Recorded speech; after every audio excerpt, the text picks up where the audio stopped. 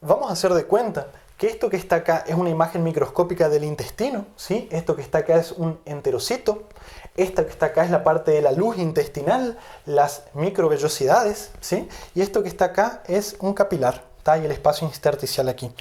En el intestino, el calcio se absorbe de dos maneras. La primera es de manera paracelular, de manera pasiva, ¿sí? Paracelular. ¿Cómo? Siguiendo simplemente un gradiente de concentración. Mientras más calcio comemos, más calcio absorbemos. Y el calcio pasa de manera pasiva, ¿sí? Siguiendo su gradiente de concentración. Esto que está acá es, digamos, permitido gracias a la vitamina D, que estimula la síntesis de algunas proteínas que aumentan la permeabilidad de las uniones estrechas acá, ¿sí? La vitamina D, el calcitriol, que sería la forma más metabólicamente más activa de la vitamina D, ¿tá? Ahora, existe otra forma de entrada de calcio a la sangre a través del enterocito, que es la vía transcelular, que es un poco más difícil de entender. El calcio, nuevamente, siguiendo su gradiente de concentración, ¿sí? Ingresa por canales del enterocito, ¿sí? Canales específicos del enterocito, y el calcio pasa por un complejo de la vellosidad. Ese complejo se llama, les pongo acá abajo, ¿sí? El nombre, con un asterisco, el complejo actina, miosina, calmodulina. Complejo actina, miosina, calmodulina. El calcio va siguiendo su gradiente de concentración a través de ese complejo y cuando llega a la parte más basal del enterocito, se los pongo acá en otro color, ¿sí? Es como que queda preso, queda atascado allí. La vitamina D, ¿sí? El calcitriol, que es la forma, el 1,25 dihidroxivitamina D, que es la forma metabólicamente más activa de la vitamina D, va a actuar a nivel nuclear, el núcleo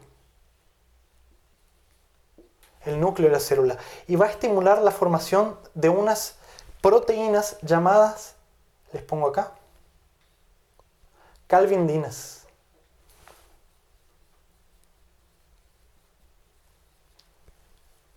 Las calvindinas, ¿sí?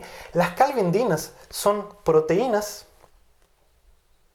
cuya síntesis es estimulada por el calcitriol, que se van a unir al complejo calcio-calmodulina, ¿sí? Que está aquí, y lo va a separar de la microvellosidad. Y la calvindina, el complejo calcio-calvindina, va a ser transportado hacia la membrana vasolateral y va a ser extruido a través de transportadores, ¿sí? Dos tipos de transportadores. Transportadores de sodio-calcio, los cuales meten sodio y sacan calcio, ¿sí? De la célula. Y también por ATPasas específicas de calcio. ADP, ¿sí? Entonces, la vía paracelular es pasiva, se absorbe siguiendo su gradiente de concentración y la vitamina D ayuda a que esto ocurra. La vía transcelular gasta energía, o sea, es una forma activa de absorción del calcio. ¿Cuál es la principal hormona que interviene en este transporte? La paratormona, ¿sí? La PTH. ¿Cómo? Estimulando la formación de calcitriol en el riñón. Ya les voy a contar más adelante, ¿sí? Gracias a la paratormona tenemos calcitriol y el calcitriol va a actuar en el núcleo sintetizando calvindinas. Las calvindinas van a separar al calcio de la microvellosidad y lo van a transportar hacia la membrana vasocelular, permitiendo su absorción. Es de esa manera que el calcio se absorbe en el intestino, ¿tá? Principalmente en el intestino delgado. Ahora, ¿cuál es la importancia de esto? ¿Sí? ¿Cuál es la importancia? Si nosotros tenemos situaciones como, por ejemplo, disminución de la paratormona. Por ejemplo, destrucción de la glándula paratiroide por enfermedades autoinmunes, por sarcoidosis, por tumores cervicales, por traumas, por cirugías, en fin, o de manera congénita no tenemos paratiroides. Nosotros no vamos a formar vitamina D y no vamos a absorber el calcio, vamos a tener hipocalcemia. Entonces, la disminución de la paratormona lleva a hipocalcemia, disminución del calcio sérico, ¿tá? Ahora, por ejemplo, la disminución de la vitamina D, ¿sí? Por varias causas, por ejemplo, porque el paciente no ingiere adecuadamente vitamina D, o porque no tiene una adecuada exposición solar, como ocurre en los ancianos, o por ejemplo, porque tiene una mala absorción de vitamina D, por enfermedades hepatobiliares, pancreatitis, cualquier cosa que impida la absorción de la vitamina D, o por ejemplo, porque tiene enfermedad renal crónica y no puede producir calcitriol, ¿sí? En el riñón. ¿Estamos? Eso también va a generar hipocalcemia. ¿Estamos? Ahora, situaciones de mala absorción que destruya las vellosidades, ¿sí?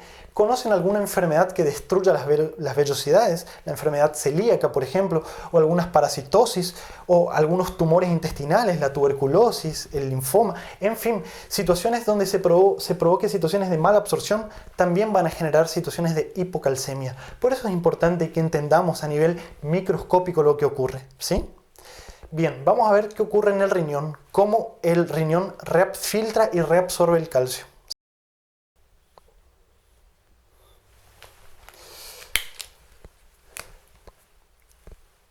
Vamos a imaginarnos que esto que está acá es un néfron, ¿sí?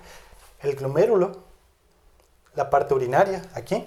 Esto que está aquí es el túbulo contorneado proximal, donde ocurre más o menos el 65 a 70% de la absorción del calcio filtrado. Nosotros dijimos que el calcio filtrado es más o menos 10 gramos por día, de los cuales el 99% se reabsorbe, 65-70% lo hace en el túbulo contorneado proximal.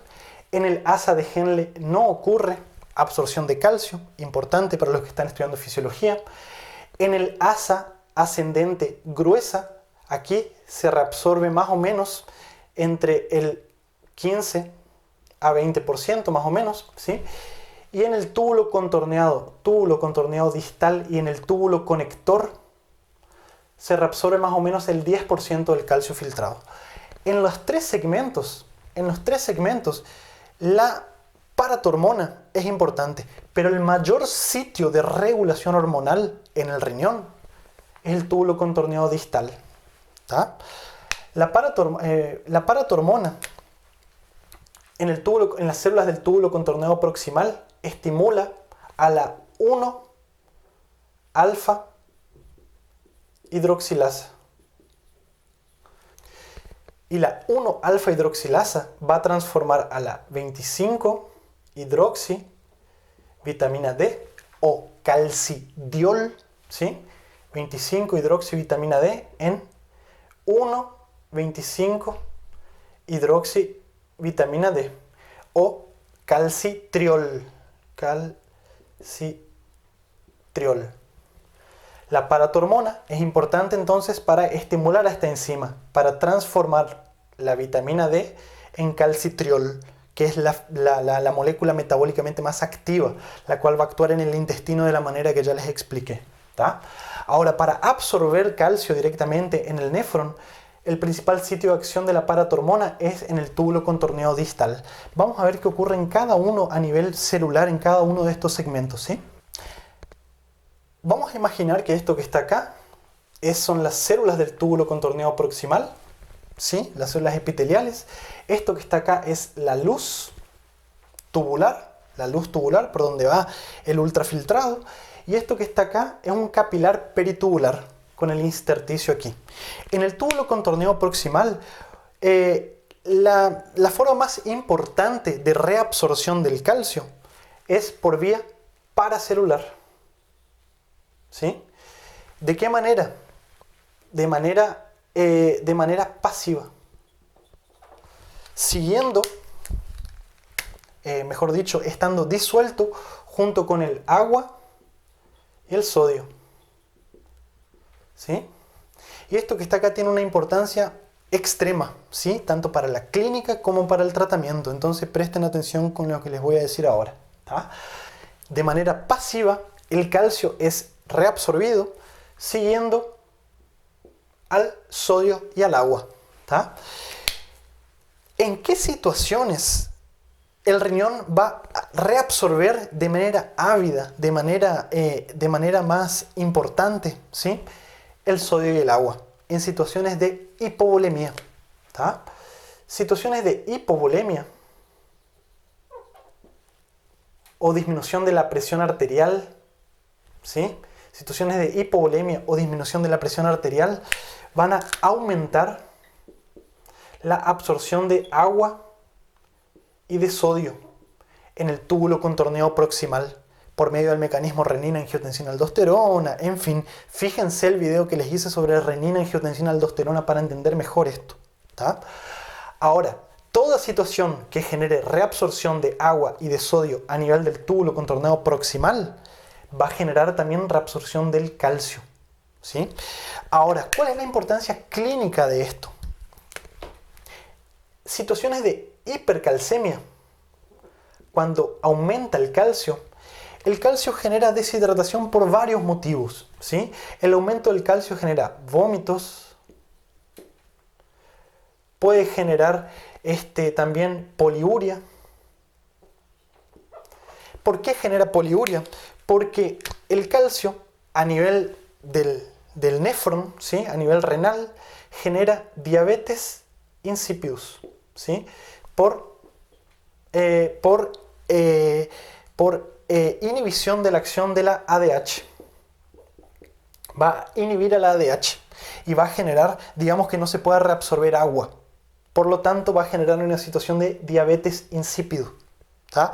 Va a generar poliuria. Entonces los vómitos, la poliuria, muchas veces el aumento del calcio genera disminución del sensorio, haciendo que el paciente no pueda tomar agua. Todo eso genera hipovolemia. Hipovolemia. La hipovolemia genera aumento de la reabsorción de agua y sodio. Y el aumento de la reabsorción de agua y sodio genera mayor aumento de calcio. Entonces, la hipercalcemia produce un círculo vicioso generando más hipercalcemia. Esto que está acá es extremadamente importante.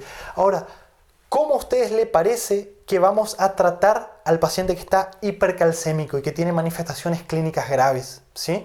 Generalmente va a ser un paciente deshidratado, que está vomitando y está poliúrico y que no tomó agua. Entonces, el tratamiento va a ser con solución fisiológica endovenosa. Vamos a tener que restablecer la euvolemia. Vamos a tener que restablecer la volemia, restablecer la presión arterial para que el paciente deje de realizar este mecanismo acá en el riñón. ¿Sí? Esto es extremadamente importante. Ya les voy a hablar un poco más adelante. Pero vamos a seguir acá cómo se reabsorbe el calcio a nivel renal. ¿Tá? Entonces, de manera pasiva, como les dije anteriormente, y también de manera activa. De manera activa, el calcio va a seguir su gradiente de concentración, va a entrar por canales específicos a la célula y va a ser transportado por el citosol hacia la membrana vasocelular. Y en la membrana vasocelular va a ser intercambiado por sodio, ¿sí? El sodio entra por un contratransportador, el sodio entra y sale calcio, y también por ATPasas, que van a provocar la salida de calcio, y de esa manera va a ser reabsorbido a la sangre, ¿sí? Gastando ATP. Entonces, la manera activa, la manera transcelular, es un mecanismo activo de reabsorción de sodio. De esa manera, el calcio es reabsorbido en el túbulo contorneado proximal. Diuréticos, como por ejemplo el manitol y la acetazolamida, van a actuar a nivel del túbulo contorneado proximal generando hipocalcemia. Entonces, en el asa de Henle, en la parte más gruesa, ¿sí? Recuerden que la parte fina no absorbe calcio, ¿tá?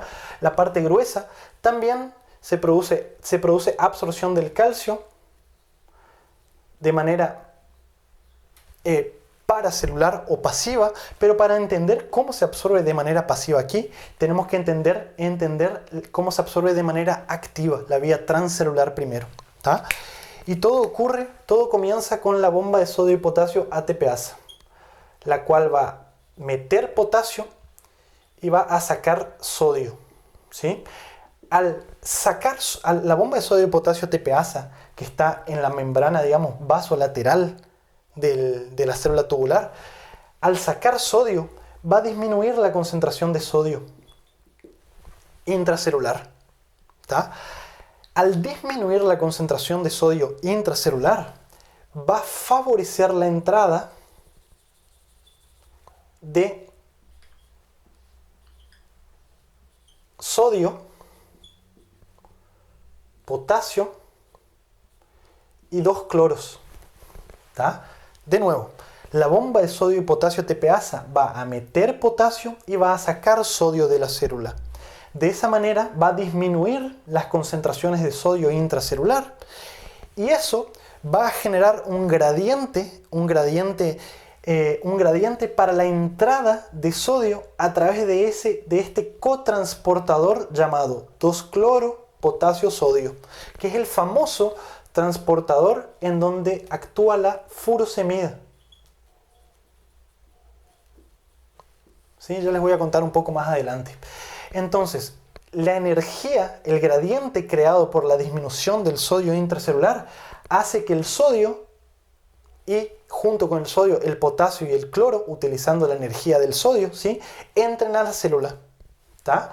Entren a la célula. El cloro va a salir por un canal específico, por aquí, sale el cloro. ¿Estamos? El potasio, que viene de acá y de acá, el potasio va a recircular. El potasio va a salir, y se los pongo en otro color porque es importante. El potasio va a salir por otro canal, digamos, del intracelular. El potasio va a volver hacia la luz tubular a través de un canal que se llama RONC. ¿Tá? RONC, que es un canal específico para el potasio. El potasio va a volver a salir. ¿Estamos? Entonces, la salida del potasio, o sea, el retorno del potasio hacia la luz tubular, va a generar que acá en la luz tubular haya muchas cargas positivas. ¿Sí? La cantidad de cargas positivas aquí, sumadas a las del sodio, sumadas a las del calcio, va a generar un gradiente eléctrico que va a hacer que la luz tubular sea mucho más positiva que la parte intersticial aquí, que es mucho más negativo. Eso genera un gradiente eléctrico que favorece la reabsorción paracelular del calcio. Solo que junto con el calcio se reabsorbe también sodio y magnesio. ¿Sí? Sodio y magnesio por vía paracelular. Ahora, no termina acá. Esto acá es muy importante. ¿Sí? Existe un canal acá en la membrana vasocelular, cerca del intersticio, que es un canal llamado canal sensible al calcio. Un canal sensible al calcio. Este canal que está acá, o esta proteína, va a ser estimulada por el aumento del calcio sérico. Si tenemos un aumento del calcio sérico, ese aumento del calcio sérico va a estimular a este canal sensible al calcio y ese canal va a generar una serie de señales intracelulares que va a hacer que la célula sintetice claudinas. Claudinas, que son, digamos, unas proteínas que van a estrechar las uniones intercelulares y van a impedir la entrada de calcio. Dicho de otra forma, vamos a tratar de hacerlo un poco más simple, ¿sí? El aumento del calcio sérico va a estimular a los canales, a estas proteínas sensibles al calcio, las cuales van a estimular la síntesis de claudinas. Se las pongo acá.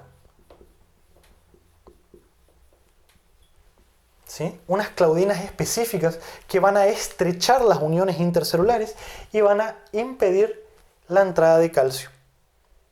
Y esto que está acá tiene una importancia farmacológica. ¿Sí? Todo esto que está acá es importante farmacológicamente. En situaciones de hipercalcemia, uno de los fármacos utilizados es el cinacalcet.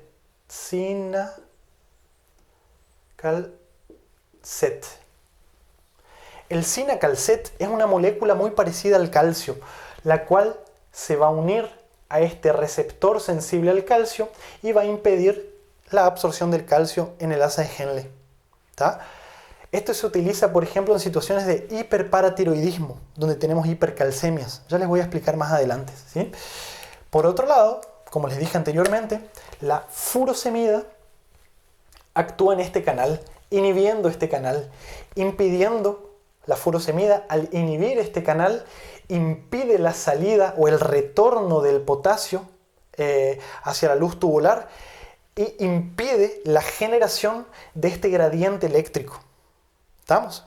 Generando entonces la furosemida, genera hipocalcemia.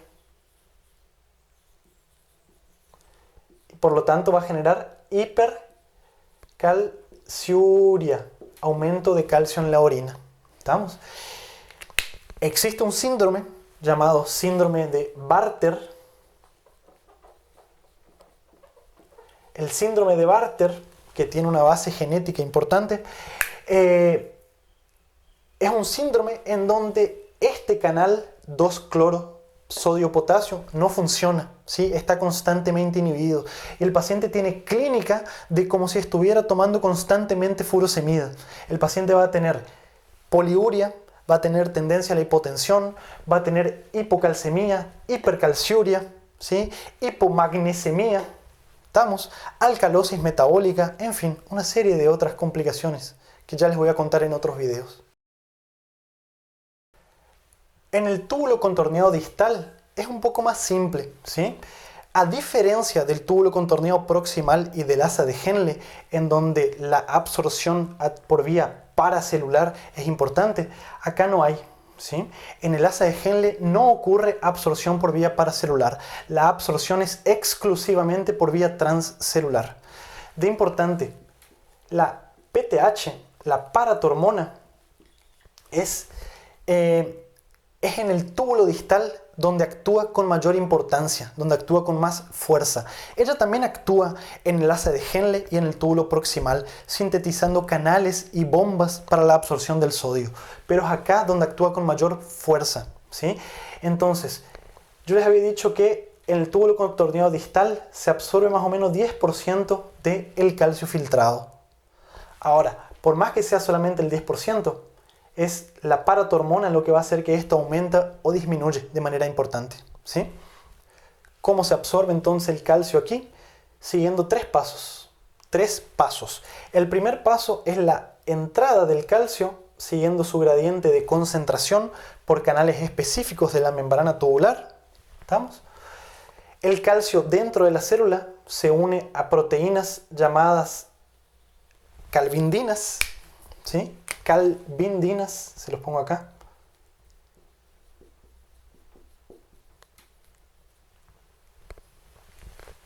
¿Estamos? Las calvindinas van a transportar el calcio hacia la membrana vasocelular, hacia la membrana vasolateral, y el calcio va a salir por medio de contratransportadores que van a expulsar el calcio y meter sodio a la célula. ¿Estamos? Y también por ATPasas específicas para el calcio. ATPasas específicas que van a bombear el calcio hacia afuera de la célula. Entonces la vía transcelular es un mecanismo activo de absorción del calcio. La paratormona aquí va a estimular la síntesis de calvindinas y de las bombas y de los canales para la absorción del calcio. Ahora, acá también hay una proteína o un transportador de importancia farmacológica que interviene en el metabolismo del calcio, ¿sí? Acá tenemos un... Voy a borrarles acá para que se entienda un poco mejor. Aquí tenemos un canal, ¿sí? Un canal que absorbe sodio y cloro, ¿sí? Canal sodio-cloro. Este canal que está acá es inhibido por diuréticos tiacídicos, como por ejemplo la hidroclorotiazida y la clortalidona. ¿Estamos? Los diuréticos tiacídicos, al inhibir este canal que está acá, no van a permitir la entrada de sodio y cloro. Entonces el sodio y el cloro se van a eliminar por la orina. El sodio y el cloro se eliminan por la orina y eso va a generar situación de hipovolemia, disminución de la volemia, porque junto con el sodio y con el cloro va el agua por arrastre, ¿sí? Por arrastre, por mecanismo osmótico. Eso va a generar disminución de la volemia. La disminución de la volemia va a activar el sistema renina-angiotensina y eso va a generar mayor reabsorción de sodio y agua. ¿A dónde? En el túbulo contorneado proximal. Y si ustedes recuerdan, como les dije anteriormente, cuanto más sodio y agua se reabsorba en el túbulo contorneado proximal, junto se va a reabsorber el calcio, ¿sí? Entonces, los diuréticos tiacídicos, como la hidroclorotiazida y la clortalidona, generan hipercalcemia y hipocalciuria, disminución del calcio en la orina y aumento de calcio en sangre, contrario que hace la furosemida, ¿sí? Es lo contrario de la furosemida. La furosemida genera hipercalciuria, calcio en la orina, y hipocalcemia, disminución del calcio en sangre. ¿Estamos? Esto es importante, ¿sí? Por ejemplo, ustedes tienen un paciente hipertenso que tiene osteoporosis. ¿Qué le van a dar? Tiacídicos, la hidroclorotiazida, para aumentar un poco el calcio en la sangre. O una otra situación, ustedes tienen pacientes formadores de piedras renales de calcio, tienen mucho calcio en la orina, ¿sí? Y ustedes quieren disminuir ese calcio en la orina. ¿Cuál sería el tratamiento? Diuréticos tiacídicos, ¿sí? Para disminuir el calcio urinario. Esto que está acá es muy importante. Existe un síndrome que se suele preguntar, que es el síndrome de Hittelmann. Hittelmann, con 2 T. ¿Sí? Hittelmann. El síndrome de Hittelmann es un síndrome en donde no funciona este cotransportador sodio-cloro. Es como si el paciente estuviera tomando constantemente diuréticos tiacídicos. Recuerden el que le hablé anteriormente, el síndrome de Bartter, que era como si un paciente estuviera tomando constantemente furosemida, ¿sí? Generalmente estas cosas se preguntan en los exámenes. ¿Estamos? Existen otras explicaciones de por qué los diuréticos tiacídicos generan hipercalcemia. ¿Estamos? Ahora, no está muy bien comprendido. Algunos autores creen que existe un receptor específico de diuréticos tiacídicos acá en la célula que genera directamente hipercalcemia, pero no está comprobado, ¿sí? Hay muchas teorías. ¿Estamos? Bien, de esta manera es como el riñón reabsorbe el calcio. En el túbulo contorneado proximal, en el asa de Henle gruesa y en el túbulo distal. Ahora vamos a ver qué ocurre a nivel celular en el hueso.